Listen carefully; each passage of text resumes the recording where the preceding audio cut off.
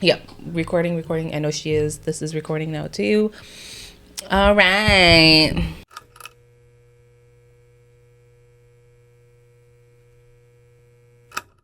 Welcome to the Hmong Woman podcast. Thanks for joining us today. Make sure to like, subscribe, and follow. My name is Emily. I'm Dochi. I'm Ariel. And today we're going to be talking about something that is kind of a hot topic within the Hmong community, which is interracial relationships and mixed Hmong families. And what we really want to talk about today is how that if we are in interracial relationships, what our thoughts are on that, and how the Hmong community has responded to interracial relationships thus far. So to start us off today, I want to talk about really quickly numbers, right? What in the world, in the US especially, is a percentage of mixed race or interracial couples? And so according to the Pew Research Center in 2015, that number stood at about 11 million of married couples who identified as interracial. And again, that's just amongst people who are married. This study did not include long-term partnerships, relationships. That should give you a good number, about 10% of all married people. So to start off with this conversation, do we think that interracial relationships is a new phenomenon? If not, how many people in our lives do you know, or in your lives do you know, are interracial couples? If I'm going off of experience, I want to say yes, it's newer.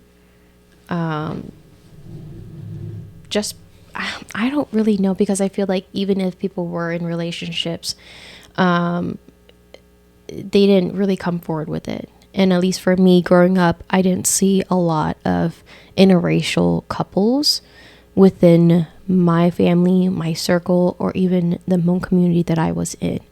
So I didn't have a lot of experience with it. We had, I think, when I moved here, a cousin that got married, but not a lot of individuals come to mind for me. I feel like interracial relationships have always been around. It's in our community, and to this day, there's still been a lot of judgment being passed. I don't think it's anything new that the Hmong community in particular has experienced. I think now it's just being talked about because we live in a country that is not just Southeast Asian or Hmong. And so we're seeing it as normal, more of a normal part of Hmong family structures. I actually learned that this or interracial marriage wasn't legalized until 1967. Yep. And so to me, that was something crazy that I never knew. But in 1967, the U.S. Supreme Court decision in Loving versus Virginia ruled that a marriage across racial lines was legal throughout the country. So I just thought that in itself was pretty insane. Yeah, so those are what Ariel was referring to as the anti-miscegenation laws that were in place prior to the 1960s. Anyone who was caught dating outside of their race, especially amongst white people, and anyone who is non-white, those who are non-white would get their citizenship stripped, and they would be deported back to their country or put in jail. So those were the anti-miscegenation laws. And Alabama actually was the last state to repeal that in 2000. So just 24 years ago. Yeah. I found a really interesting thing, too, in the pewresearch.org article that I was looking up. It said, in addition, public attitudes towards intermarriage have evolved. The public has become more accepting of mixed marriages. In 2017, 39% of all adults said the growing number of people marrying someone of a different race is a good thing for the country, up from 24% in 2010. So I thought that was interesting. Yeah, and relating it specifically back to like Hmong people, and the reason why I don't think it's a new phenomenon is I'm just thinking, you know, just hearing how many people like were involved with people who were Thai or Lao, and like marrying people who were Thai and Lao too outside of the Hmong, you know, ethnicity and culture, and so that's why I don't think it's new. I think it's just, as I stated earlier, more talked about and more accepted. Obviously, there's a long way to go when we talk about acceptance of interracial marriages, but I think it's no longer as taboo as it was to talk about it. Because I think to talk about it in itself was to welcome it and that's what a lot of people were afraid of, which I don't understand. But your race and ethnicity shouldn't matter with that. So, are any of us currently in interracial relationships? And if you haven't been, or if you're not, would you be open to one? So I've been dating this, no, not me. And I also have no experiences outside of, the typical Hmong guy. Well, technically, I talked to the mixed Hmong Lao, but that was about as far as it's gotten. And am I open to it? Yeah. I think it would be really nice for me to have that kind of experience, to see what else is out there. And I just don't think there's anything okay, because I grew up in a strict home, and I was also under the impression growing up, like, you're under pressure to be with a Hmong person all the time. And after having been with that already, I did the whole shebang thing, okay? So mom and dad, you can't be mad. Like, I already married your dream beau, and he didn't work out so well. So I have full reign on doing what I want now. And I think that it's okay for me to date someone out of my race. I've had a lot of great conversations with people who are not Hmong, as opposed to people who are Hmong. And this isn't to say that, oh, I'm a Hmong hater and I'm rolling out. No, it's just that if I could find a Hmong guy who is also emotionally mature enough, worthy of my time, then I will do that. But so far, the greatest conversations I've had are outside of the Hmong population. So I am open to it. So currently, I'm not in an interracial relationship. I'm not in any relationship, but I have been before.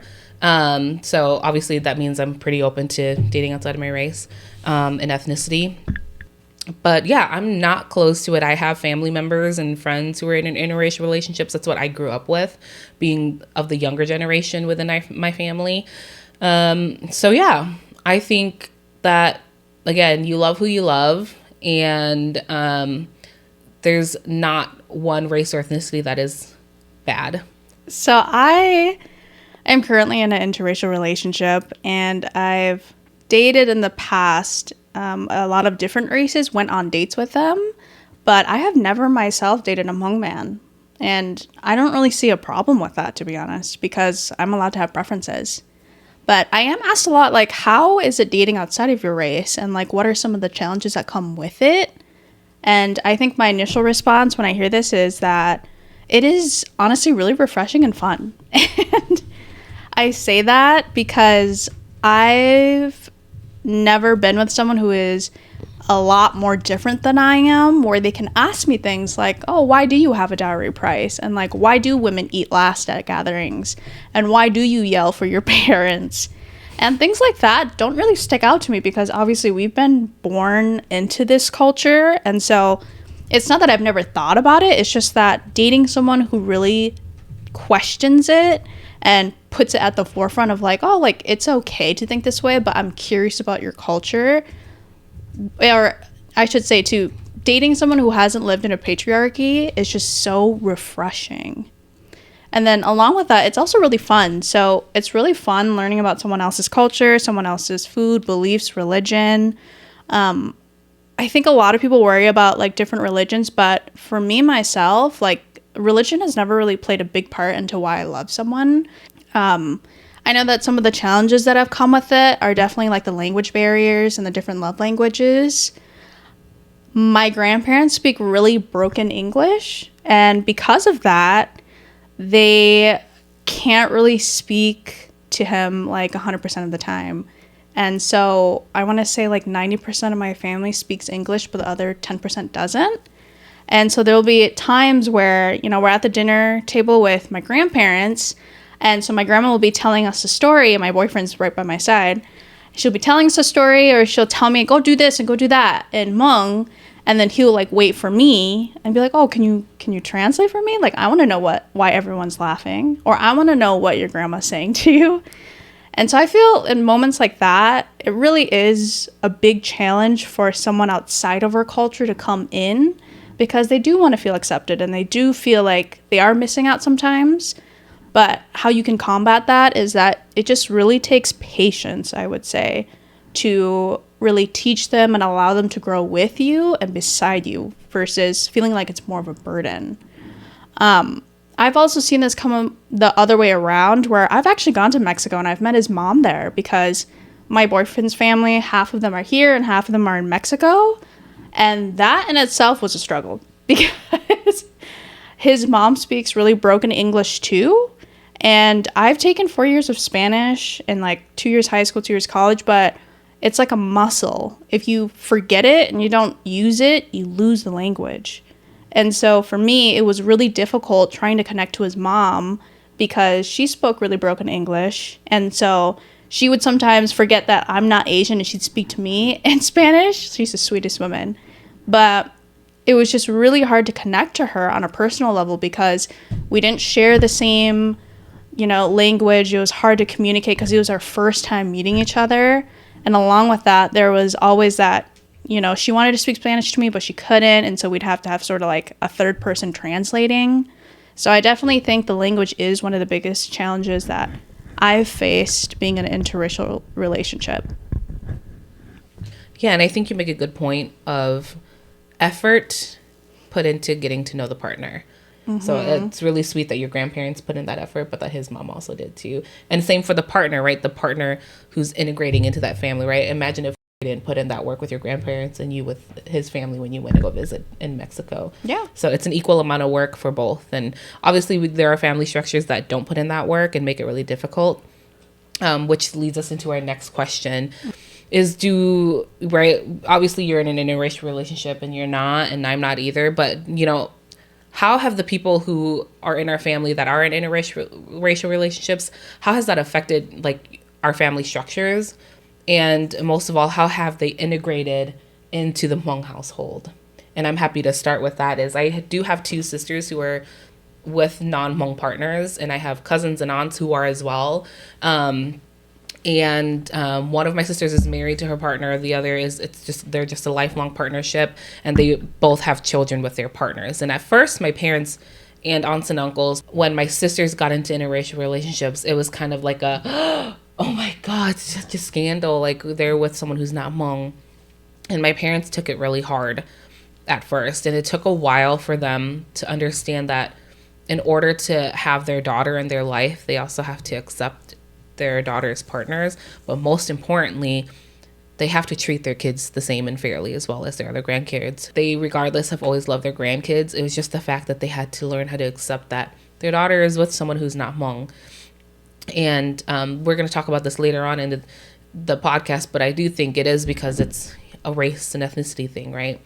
Prior to now, so in the past, it was really hard for my family, aunts and uncles, to accept that some of their kids and their nieces and nephews are dating people who are not Hmong. And that definitely created a very tense environment where even talking about that person, like my sisters or my cousins who were dating someone who's not Hmong, even talking about them was almost taboo. And mentioning that, they were with someone who's not Hmong, it was like they thought it was infectious. And if we talk about them or if we bring them around, that our other cousins would also want to marry people who were not Hmong. And so that definitely did affect our family structure. Things were very tense for a while. But now that we're all older and my parents and aunts and uncles have their own kids who married outside of being Hmong, they're definitely more accepting now. My other sister's husband now, he's integrated easily into our household. That's because he's an extrovert. And he's kind of like that golden retriever that just comes into the family all happy. Aww. And so we all get along with him. And we lived with him. Some of my siblings lived with my sister and her husband before they were married. We all rented a house together, and he was like an older brother to us, and he is an older brother to us. And so my parents seeing how he took care of my sister so well and took care of us as a younger sibling so well, they learned to appreciate the fact that, okay, they don't have to be Hmong to be able to take care of my daughter and take care of my other children and be a good son-in-law. And he comes around when they ask. And even other than that, like he'll come around and he'll ask them questions about the Hmong culture, and like he shows a genuine interest, and my parents now are also showing a genuine interest in him. So I think in our family, it was really rough at first, like really rough. I never understood why until I got older and understood kind of the nuances. But as a child, you see that hostility and you wonder why someone or how someone can hold that much hate in their heart. And we'll talk a little bit more about how to get over that. But yeah, overall, I think they integrated pretty well into our family. That's really great to hear because I truly am, on both my mom and dad's side, the only person who's in an interracial relationship. So it's nice to hear successful stories of interracial marriages and relationships. For sure. Yeah, I just had to really think and dig about who I know that is in an interracial relationship, and I forgot about my cousin. So I at one point lived with them, and kind of the way that you were describing your brother-in-law, an extrovert, golden retriever, is just she's very easygoing. She's always willing to learn, and she took it like a champ. You know, I don't think that our family is the easiest to marry into. I think anyone who's married in or who is in can agree to a lot of that. You know, we can be very harsh in the way that we say things, and not very considerate a lot of the times. And I would say that she took it like a champ, because now I just know that they're very, very accepting of her. Because I think there was a point where the elders felt that because you are of another race, you won't be able to integrate because you won't understand how we live, because you've always lived so differently from us. I've also come to understand that with some of the elders, some of the concerns are, as you guys have already mentioned, we don't speak the same language. What if I need help? Are they going to be able to understand and help? And the other piece that I've heard from previous as well is, you know, what if you marry this person and they don't love you? And, you know, how are we going to be able to get him in order to nyongna? So like a lot of elders, how they go about it is, right? And so if let's say you're in a couple where the girl's Hmong, the guy is of another, you know, race, they just don't feel that they can go to Kutina. But here's the thing, even though you're Hmong, so it doesn't matter. I can say that with experience. So it doesn't really matter. I just don't think that those are really valid points anymore. But those are some of the debates I've heard in terms of how, you know, I've seen interracial relationships and how individuals have integrated. I can only really think of my cousin. And he's really a I don't care kind of person. And so he's given that energy off to his wife too. And, you know, my nya, I call her nya too, of course. She's just great. Like, she will come in and just do her thing. She has a big energy. And at this point, they also pretty much just consider her Hmong too. She does the whole chopping of the chicken and everything, does it better than most Hmong people I know, and even myself. And so I don't think it's great to automatically judge someone just because of your assumptions on their backgrounds. So that's my thought on that. Yeah, thinking about this question, it was sort of hard for me because I do come from a family, again, where there's not a lot of interracial dating happening. So I really don't have any other examples in the world. So I really had to dive deep on this one. And bouncing off of what Dochi said, I do think in our community there's a lot of judgment being passed about who you decide to love, who you decide to date and marry. And a lot of that, I feel like a lot of the reasons why people act that way or think that way is because they're acting out of fear, right? Fear of things being erased, fear of things just no longer continuing.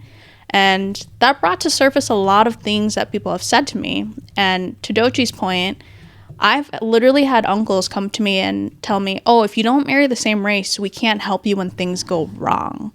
Because for those of you who aren't Hmong, when things go wrong culturally, we ask the elders for help. And I think in that perspective, that's where I don't really like our culture very much, is because we lack individuality. And in marriage for Hmong people, there's a heavy reliance on counsel, right? So if something goes wrong, you go to counsel. If you have an issue with your spouse and you want to get divorced, that's counsel first, you know? So I really do think our culture lacks that so much. And I've always just gotten the question too, like, why would you want to marry outside of your race? And I think there's not a reason why who I choose is wrong. It's more of a reason of why you think that way about people. And I also want to touch base. There's also been a lot of like interracial hate on social media.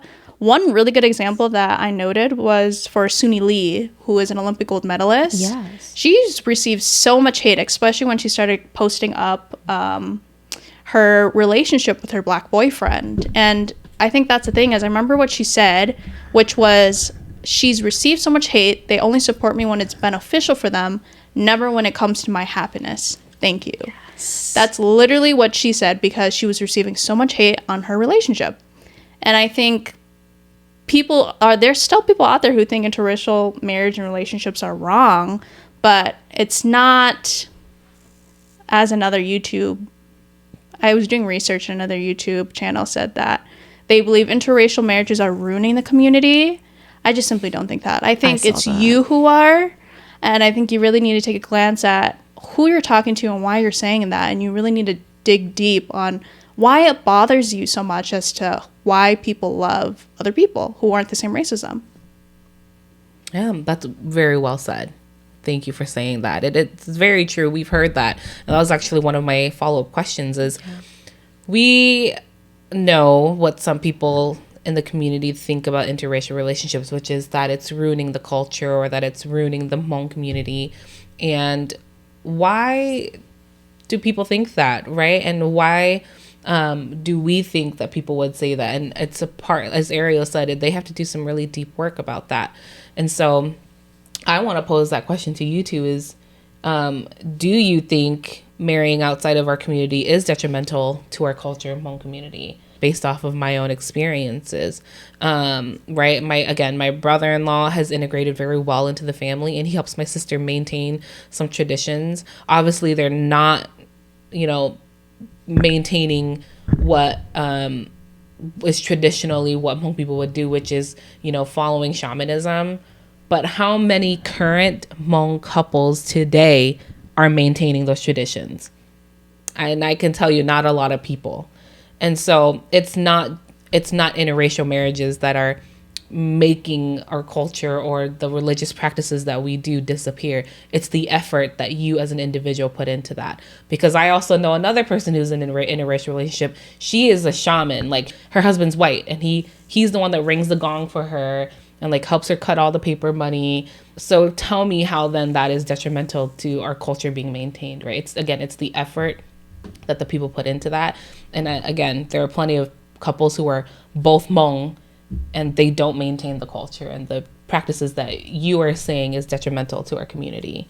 So yeah, I think a big part of it is, again, just people being scared of our culture being a race. They think if you mix blood for some reason or mix genetics, like, it's gonna give people or kids less of a chance of learning their culture. And I think that's one of the assumptions people make too, is that even if you're the same race, you'll try to keep up with the traditions. But my parents are both Hmong, and I can't read or speak Hmong, so there goes an assumption out the door, right? Like, you just can't be making assumptions on people's relationships, I feel like, because, again, same race couples, that doesn't determine if they'll care about the culture, because my parents didn't. I do want to add to that and just to answer the question, no, I don't think it's ruining the Hmong culture or erasing it. Actually, I think it's doing the opposite. And I say that because when you're so used to a constant, it becomes a background. It's like white noise. And what Ariel had presented earlier is, when you love someone, you want to know about them and you ask questions. And I think that makes you more conscious of, why do we do this? And you start to dig and try to figure out, why do we do these things? And there's an appreciation, because I think when two people love each other, like, you want to learn about your partner, and therefore your partner wants to learn more about you. But when we're in these same, and I'm not saying you can't be in a Hmong relationship and not learn about those things. One of the greater outcomes of my relationship with my ex, being that we were both Hmong, was we both appreciated our culture, our identity as Hmong individuals, but that was because we appreciated it. So it's not so much just who you're, whether your race, that is going to upkeep that cultural piece. Because I saw that video too, and a lot of it was assumptions based. That if you are marrying outside of the race, I don't remember verbatim. I barely made it through the video, y'all. Okay, so it was hard to watch. It sounded a lot of internalized hate. It seemed like you had something about yourself you were unhappy about. And I guess I'm making an assumption here too, because that's all I could see and sense. And therefore you're taking it out on others. Because I think there's this rise where a lot of Hmong women are becoming more and more comfortable in dating outside of our race. And I don't have numbers for this. This is also another assumption where Hmong guys are not as comfortable. In one of our previous episodes, we talked about them going back to the homeland country to marry a Hmong woman there to bring here, whilst Hmong women here are choosing to not just only engage with Hmong men here, but to grow in our community and also talk with other races, other ethnicities, and kind of bridge our relationships in that sense. So I do think it's fear-based, and I think that instead of facing that, going head on with it, they're choosing to make out these very blunt, negative, ill statements and saying that this is the reason why we're failing. It's not. We're failing because you are choosing to actively not engage in your community. And let's be honest, let's take a general poll with the audience right now. How active are you in your community? How active are you engaging as a Hmong person with your culture and with your identity? Honestly, as Hmong as I am, I don't on a daily basis. I don't even on a weekly or on a monthly basis. And so I'm not going to say that it's because of Ariel and, her mans. That's why I'm not Hmong enough over here. It has nothing to do with that. So that's my thought on it. Yeah, and that's actually what I was going to say is to add another layer is individually, how involved are you? Because that will influence how much your partner is willing to get involved as well, right? I know people who, look down on their community because, again, it's part of your relationship with how you grew up in your culture, right? If you grew up in a culture that was really unaccepting and that's your experience with it your whole life, obviously you're going to have a negative outlook on it because that's how the culture treated you. And this is what these people are portraying right now by saying interracial relationships are disintegrating the Hmong culture.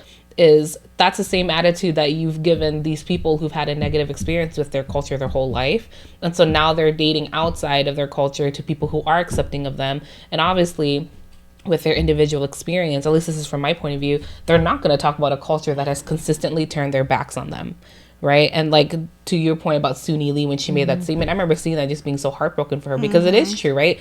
If we think about Brenda Song, the Disney actress, right? When they found out that she was part Hmong, they were loving her for it. But then when they found out that she couldn't speak Hmong, they turned their backs on her. What do you expect that to do when you constantly when you're bipolar about how you treat someone?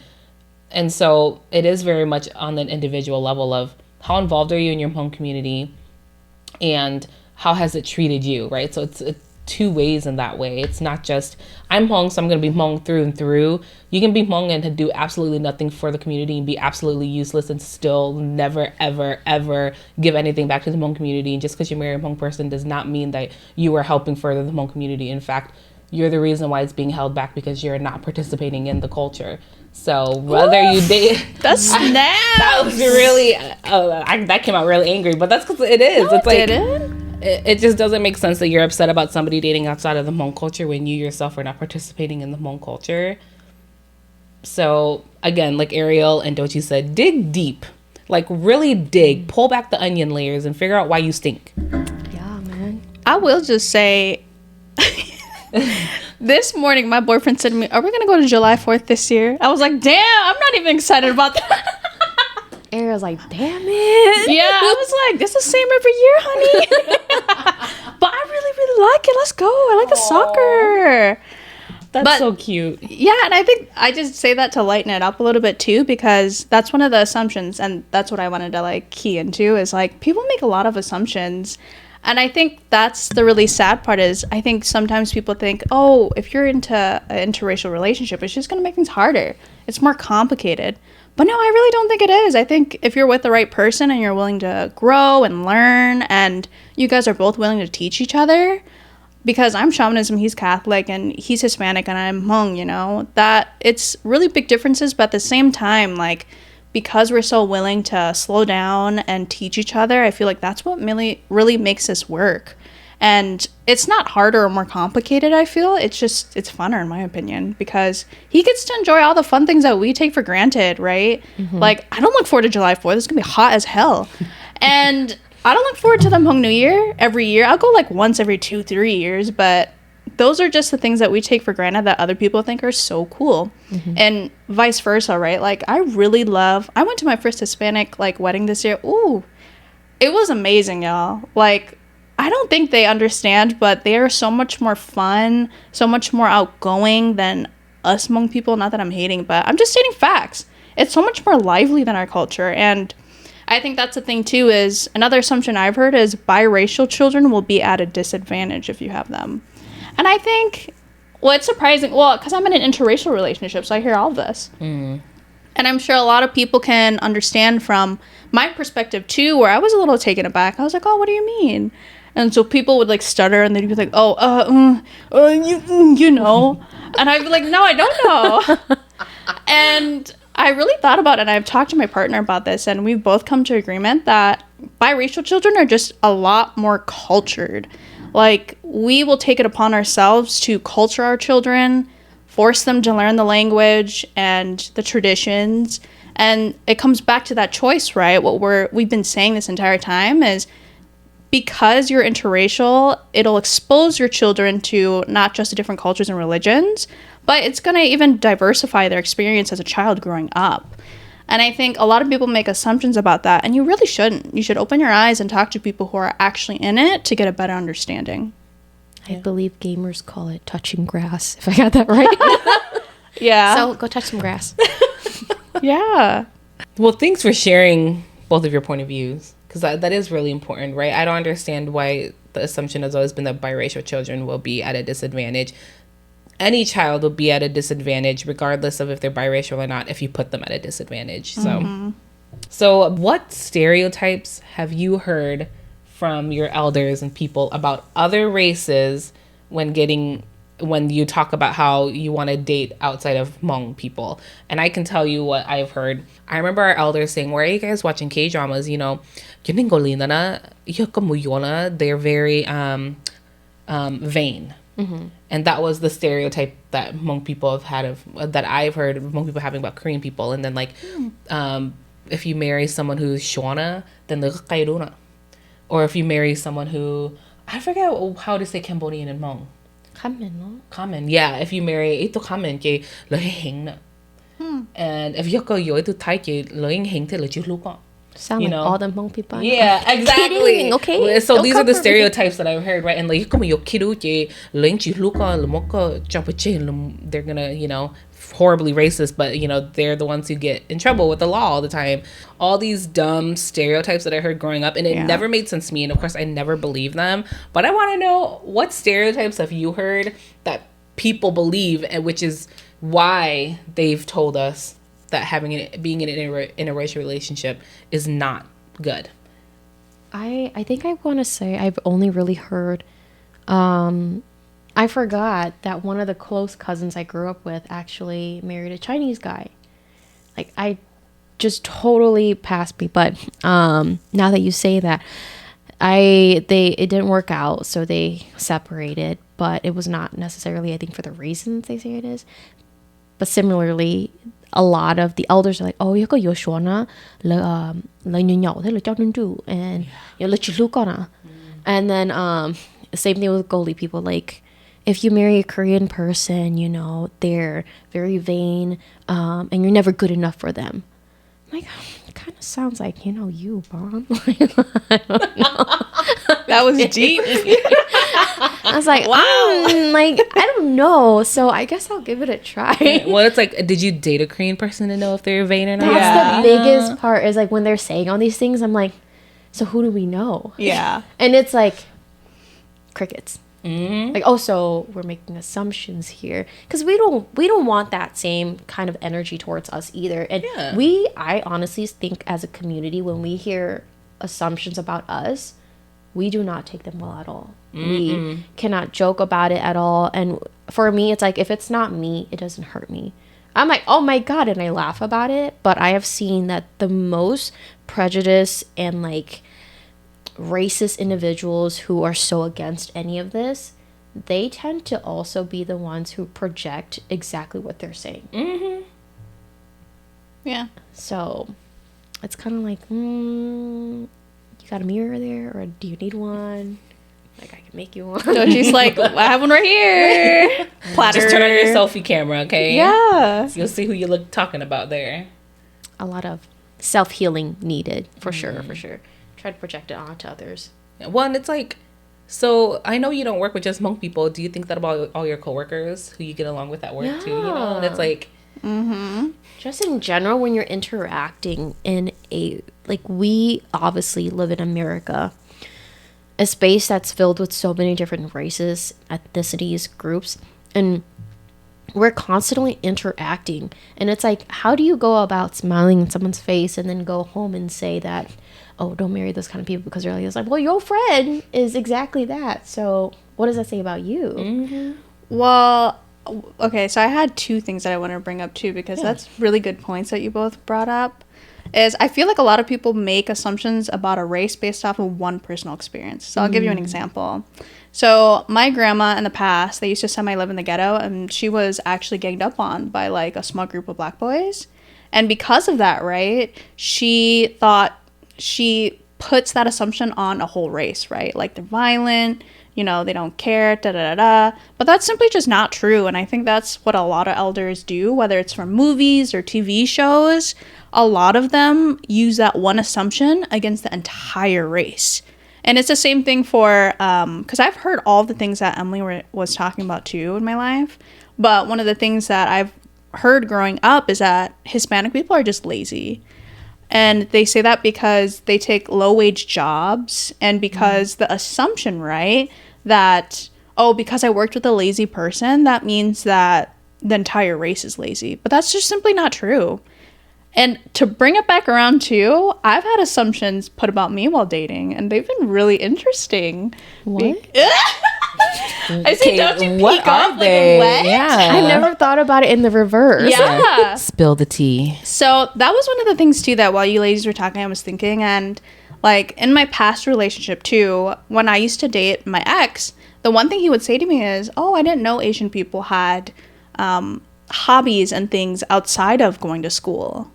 So he thought, yeah, we were the straight A, just straight focused career kind of people. But he just didn't really think that I was a full individual being and that I could like other things other than school. So stereotypes like that, where I've been stereotyped often when dating people, and I've, you know, it took me a while to realize that and call people out and be comfortable enough with that. But it goes both ways, guys. So something really to think about, right, is like, how are we being stereotyped as well? Yeah. And that goes back to the conversation. So we went to lunch, and I told him this too, is like, when Hmong people, as Doshi said, have stereotypes placed on them, they get so up in arms about it, but they have no problem doing that to other people. And you just triggered a memory for me about stereotypes. I mean, one of the guys that I talked to, and so his assumption was that every family member of mine, cousin or brother, was a gang member. And I was like, what? Yeah, and I was like, okay, you know me, I'm the furthest person from that. Why would you assume that about my family? That assumption is so ridiculous. So you just triggered like a memory. I forgot that I put that away because it just wasn't worth the time. Jumping off of that, I once went on a date with a guy. Funny. I'm gonna giggle before I tell it because I know it's gonna be funny, y'all. She's like, let me get it out first. Yeah.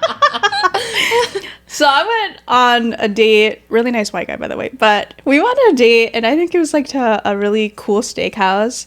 And he was like, I don't know how I came into the conversation, but he literally looked at me. He was like, oh, you're rich, right? I was like, what do you mean? Do I look rich? Right? Because, you know, like sometimes people give off that vibe, like the elegance vibe. Yeah, quiet luxury. Yeah. I was like, why do I give off that vibe? And he was like, no, like, aren't your parents rich? And we eventually worked its way down because he had seen crazy rich Asians, y'all. And he was like, oh, I thought the majority of Asians were rich, and you just look rich. Like, your purse and, like, the way you carry yourself. And I'm just like, I am far from that, man. Like, oh my God, I'm a self-made woman. Like, it's just crazy. Like, I've had so many experiences of the stereotype too being pushed towards me, and I think it's so interesting. Right, and yeah, I laughed when I heard that. I was like, oh wow, okay, when is this date over? Like, like I gotta go somewhere. Sorry. Right. Yeah. It's just so funny. See, and that's the thing is like interracial dating, obviously there's like layers of bias and layers of stereotypes, and then you've got the layer of racism in there, right? Obviously there's that when it comes to interracial relationships, but on the flip side you still have to navigate that with, if you decide to be with the Hmong partner, but it's the opposite, right? It's not them assuming these stereotypes on you, it's you working through them having these stereotypes of other people. So, and I actually want to go back to what Ariel had said earlier about a lot of these assumptions come from a one-off experience, because I know with at least a lot of the elders and individuals in my family, they feel a certain way about colored people because, like, oh, kiruke, they gonna snatch your purse, and they still do that thing where they clutch it. But I'm like, the thing is, you also grew up in that setting, and that's why, like, there's also stereotypes on you and the individuals that also grew in that neighborhood. So how do I put this? Like, you're all gonna grow up in the ghetto together. You're growing up with all the other ghettos, and there's only so much resources. And as you grow up, that's why they have that song, we started from the bottom, now we're here, right? And I've seen so many different people from so many walks of life, from where I used to be to where I am now, in a professional setting and in an unprofessional setting, right? And yes, I think there are a lot of ghetto Hmong people out there, but I know that there are also a lot of very professional, well put together Hmong people, and it's not okay to just generalize them all. I wouldn't be okay either if everyone just thinks I'm ghetto, but it's also a whole nother perspective if every white guy I talk to thinks I'm rich. Like, there's a middle ground for everything for everyone. And my point with that is, when I was in that space of not knowing what's better and what's out there, I also assumed that, you know, this group of people are like this because that's how everyone was in that community. Little did I realize that I was a lot like that too, because I was taking myself out of that equation. And then when I got into a more professional setting, I was encountering a lot of very well put together, whether that be black people, white people, like, I don't know, Korean, whatever. Everyone's just trying to do their best, is what it is. At the end of the day, you're going to have a good mixture of everyone. I remember there was this guy I was talking to, and his full-on perspective of Hmong people is that Hmong people ghetto, and a lot of, I think, internalized hate. His parent figure thinks that Hmong people are ghetto, and so she's kind of likes to stay away and not associate with them. And my perspective is very different. And with that experience, taught me that you think that because the people that you've been surrounding yourself with have been ghetto. I don't think that, because I don't think I've been surrounding myself with ghetto people until I met you. And now I'm letting you know that you're kind of ghetto. And it was such a shock and surprise to them. It's like, it's not a bad thing. You live, you learn, and now you grow. If you think you're seeing a lot of this, ask yourself, who are you surrounding yourself with? It's not so much just the race or just the people. It's you too. Like, you have clusters of people. Where are you clustering yourself into? right. And it's not to say that being ghetto is a negative connotation, right? Because there's a lot of structural racism behind that and a lot of history behind that. And that's what we have to teach people in our community, just like other communities of colors need to teach that in their community, is that there are structures put in place that have created and perpetrated these kind of stereotypes that people believe. And so, you know, we're not using ghetto in the negative way, but that's how we've been told, is we don't want to be ghetto like those people. And there's nothing negative about that, right? It's understanding that there's structural policies put in place that keep people poor or keep people in a neighborhood that they're in, but also the fact that, like, people think that you have to act a certain way and, like, be uppity about it in order to meet a standard is really ridiculous. So yeah, that'll be another episode talking about race. I think another important thing too that I saw while doing research and just thinking about my personal experiences, I feel like women, when we do choose to date another race, I feel like we're almost given a harder time for it. And argue with me or not, take it whatever, take it with a grain of salt. But I really do think it pines back to the idea of, like, women, especially Hmong women, we need to marry the same race because we need to stay loyal, right? Because loyalty to a race is better than none. And I feel like that concept in itself really confused me because why is it that I have to prove myself in that way to date another race in order to prove that I am Hmong enough, right? Or that I need to in order to like satisfy my parents or for that validation, right? And I think we see that in other facets of our community, the loyalty to a race, whether it's being questioned, why are you in that relationship, to just a bunch of other stuff. Yeah, and I think to add a layer to that too, loyalty not just to your race, but to your family, right? Are you a good daughter if you're marrying someone who's not Hmong? Or a good son if you're marrying someone who's not Hmong? Because the person that you bring into the family is going to uphold that image of being a good Hmong family. So it's partly that too. It's not just to your race and culture, but to your family itself. And yeah, I think that's a little ridiculous. And I would also push the opinion out there too that I've really seen that we often favor whiteness, to be honest. Oh, yeah. And I think that's safe to say that even growing up on my childhood, I remember my grandma saying, just don't date someone who's too dark-skinned. And it's like, oh, why would you say that, And that's always stuck with me is like, whiteness has always been favored because I feel like if you are in an interracial relationship with a white person, it's almost accepted a little bit more. Like, people almost say, oh, she did okay, though. I just don't understand that. Like, why do we have to put other races on a pedestal, right? It just doesn't make sense to me, honestly. Yeah, and that's actually a great segue to my next question is, do we think it's a race and ethnicity thing? And it definitely is. Right? Like you said, right? We favor whiteness, and that's not just in our partners, but in ourselves. Like, if you've probably heard of this before where it's like, oh, and so, she just your skin is white and pale and pretty.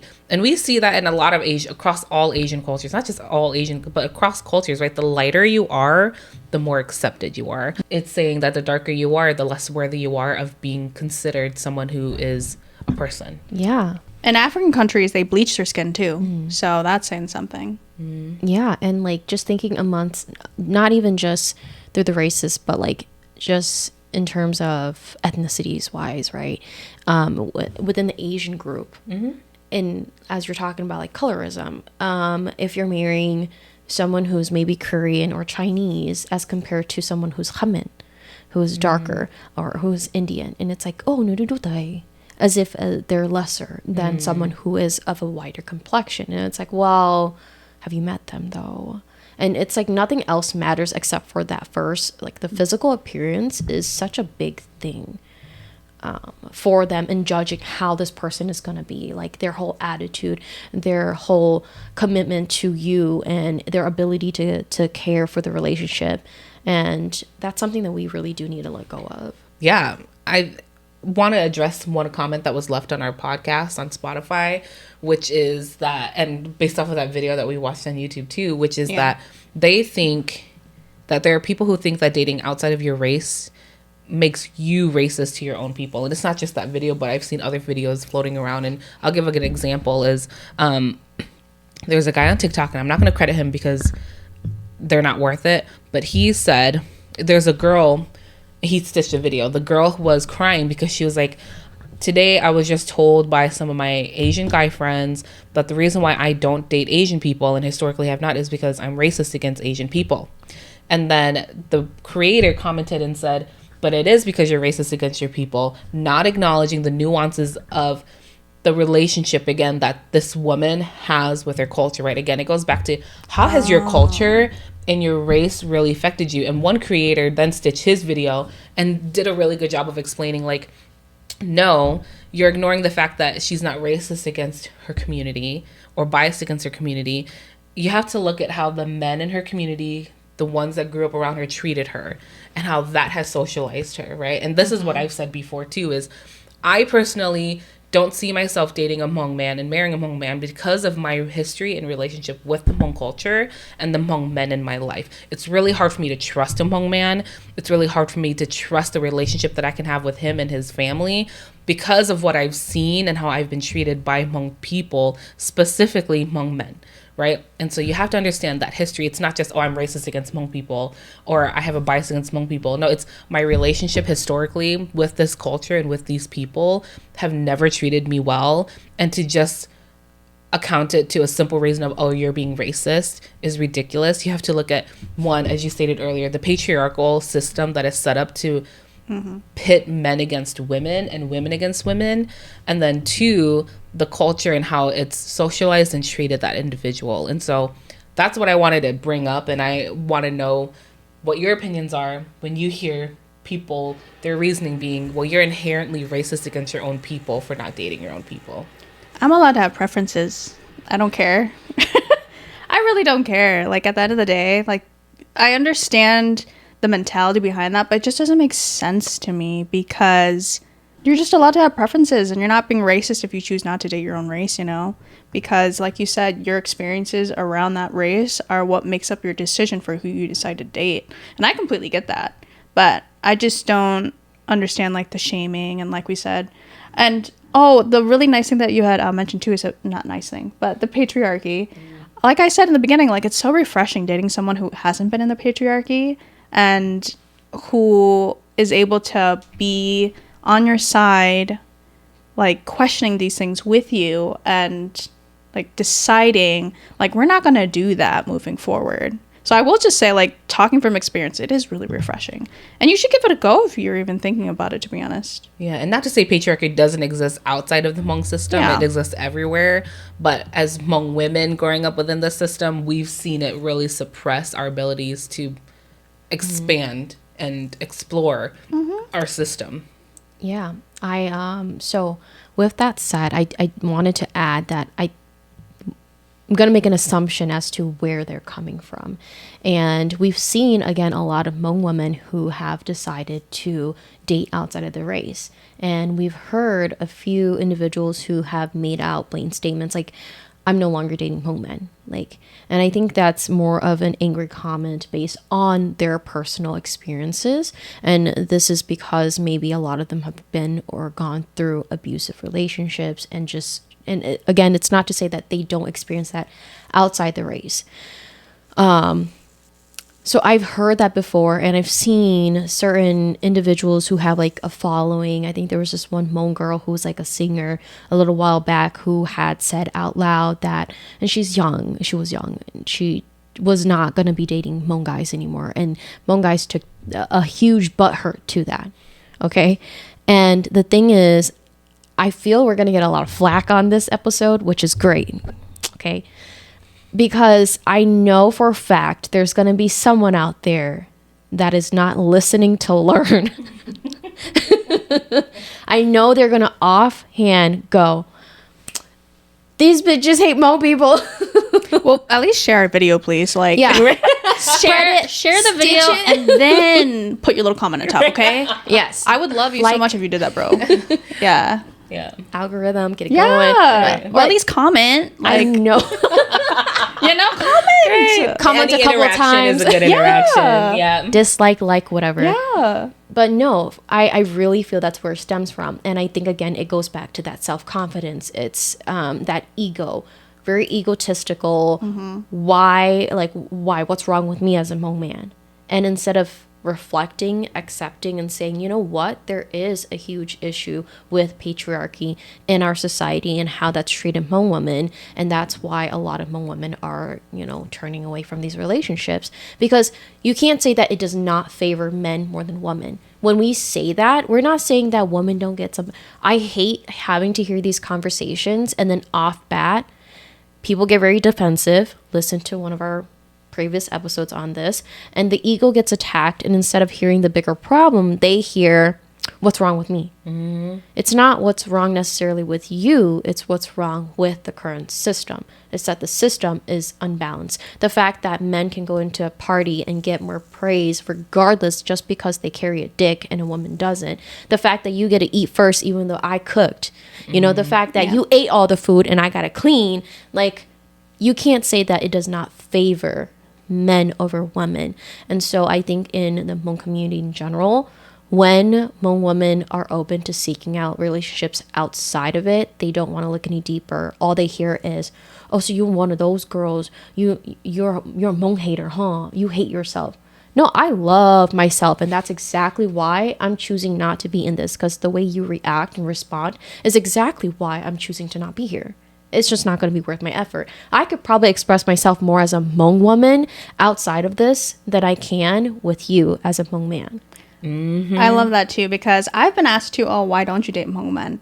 And for me personally, it's not that I have anything against our race. It's just that when I date someone, it's based off their characteristics and their personality, right? And if we have similar values. And I feel like that's where people do get attached to their ego and all that, is it's not about you, boo. It's just that, like, you don't display the characteristics that I am looking for, and that is okay, because someone else will come up your lane and will want to date you. It's not a big issue.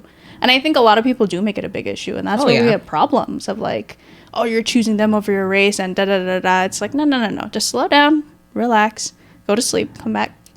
Or better yet, comment on this video what you think. I want to know what you think. Yeah. But you know what I mean? Like, for me, it's not a race thing. Like, obviously, I'm not going to be stupid and say, oh, I don't see color. That's a white person shit thing.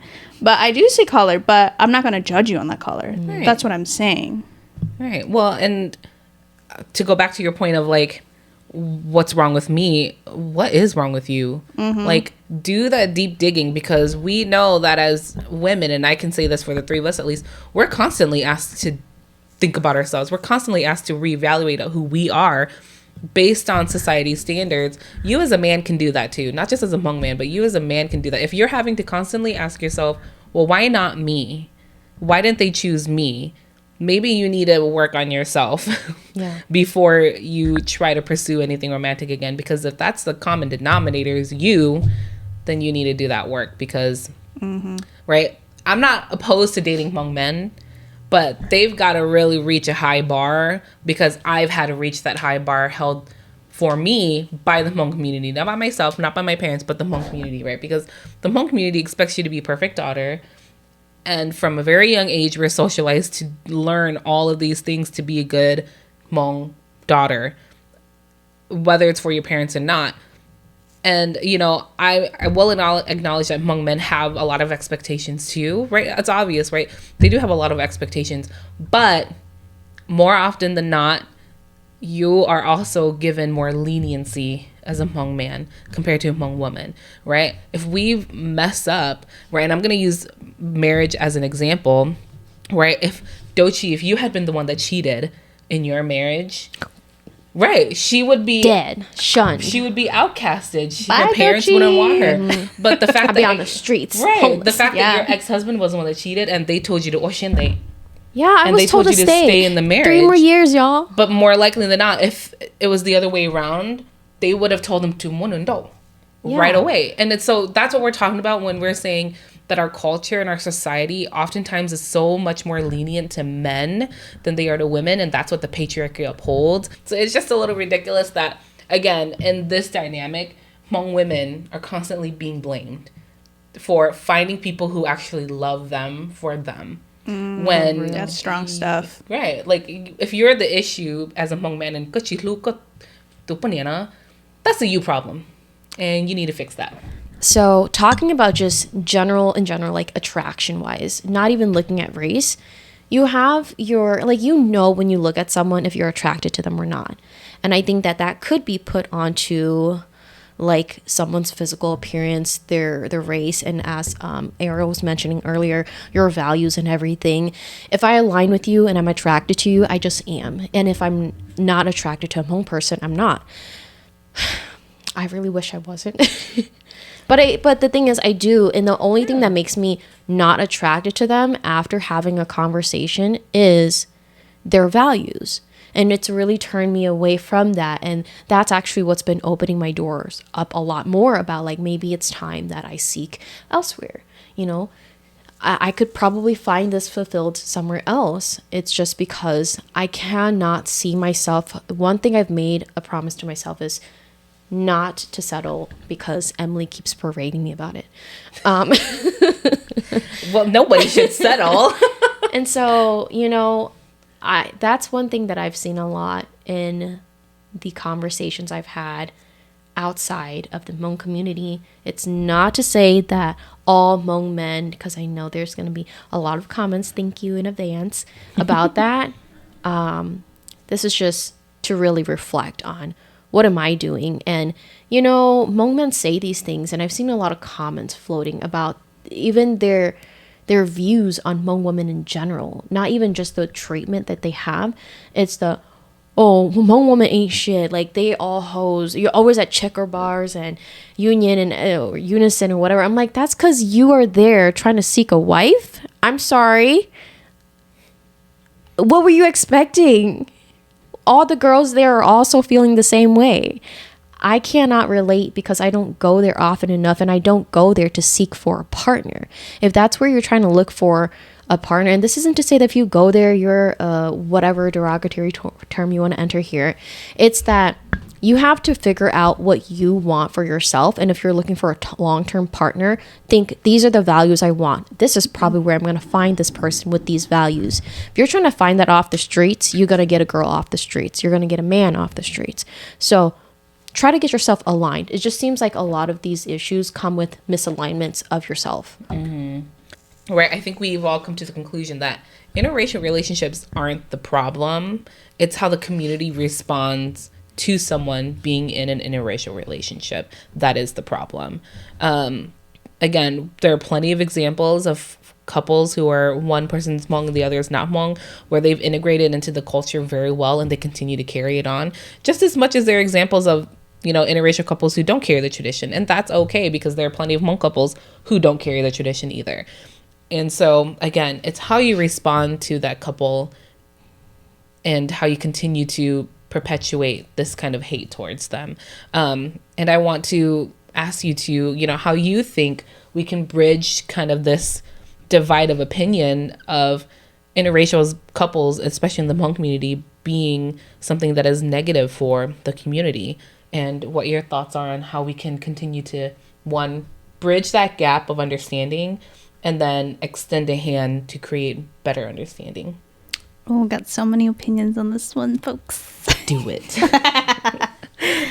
Well, I think first, just remaining curious about others. So whether you're in an interracial relationship, you're thinking about it, or you're trying to support someone in it, I feel like basically this whole conversation has been about stop making assumptions about that person, learn more about them. And I think that's what really makes this like a fun dating time for me to date my boyfriend, is that we're both very curious about each other and we're willing to learn about each other. And I think that's what is eventually going to bridge this divide that we feel both in our community and other interracial relationships. Is there is that divide, and as long as we are willing to learn from each other and look through those differences, I think that's really what is going to bridge this divide between all of us. Another thing too is like not letting the discomfort push us to make decisions or hurtful comments. I feel like a lot of people are honestly just uncomfortable with the unknown. And I've been in situations like that too, where, you know, I've been in, you know, whether it's all white room or just really uncomfortable situations where instead of reacting out in a bad way, you can look inward and see what you can actually control, right? So I think in situations like that, doing the inward work and also just doing the reflection work of why you're reacting in a way that you are is really essential in making sure that you feel supported in your interracial relationship. And if you're seeing someone who is in it, that would help them a lot as well. Yeah, and I think in regard to supporting your family members who are in interracial relationships, and if they're dealing with elders and other family members who are giving them issues, one, to add on to Ariel's, is learn about that partner and learn about their relationship and who they are as a person, and give your support. I think that was kind of the biggest thing with my family members who are in interracial relationships, is just showing that we supported them because we knew that they were a good couple. Secondly is, how can you, you know, talk to your law, so, you know, marriages that are interracial, relationships that are interracial. And it's, sometimes it can be hard having that conversation with your elders about the importance of supporting their child, because again, some of them are stuck in their ways. but talking to them gently and saying, you know, they're not mean. They don't treat your daughter or your son horribly. And they've showed up when you've asked them to, and just constantly showing them and giving them examples of how this person has showed up for their child, and that you will support them regardless of what they think. You know, that, at least in my experience, has really helped elders understand and accept the relationships of their children who are in interracial relationships. And then lastly, I want to add that if you yourself are in an interracial relationship and you're wanting to know, well, how can I support my partner, right? And making sure that they feel secure. It's really important, if you put up a boundary, or if your partner asks for you to put up a boundary because your family's treating them horribly, that you respect that. Because one, that'll strengthen your relationship, but two, that'll show your family that, like, this person is your person. And it's important to have boundaries when talking about interracial relationships, especially when you're in the midst of trying to transition that understanding. Beautiful. Take some notes for my next boyfriend. Next boyfriend. Or send this podcast episode to them, you know? Right. Like, Comment below. yeah. Yeah. I just think acceptance is a really big thing, too. I really like that you said that. Well, all right. Well, thanks for joining us today for this podcast episode. There will be a poll in Spotify based off of Dochi's poll earlier about how many of you participate in Action Hmong activities. But would also love to hear what your thoughts are on interracial marriages and relationships within the Hmong community. So make sure to plop your comment below. If there is major hate speech in there, obviously we're going to get rid of it, because nobody deserves to have hate speech put against them. But we would love to hear your feedback. As Ariel and Dochi stated, if your feathers are ruffled, feel free to share a video. Yes. And thanks again for joining us. See you next time.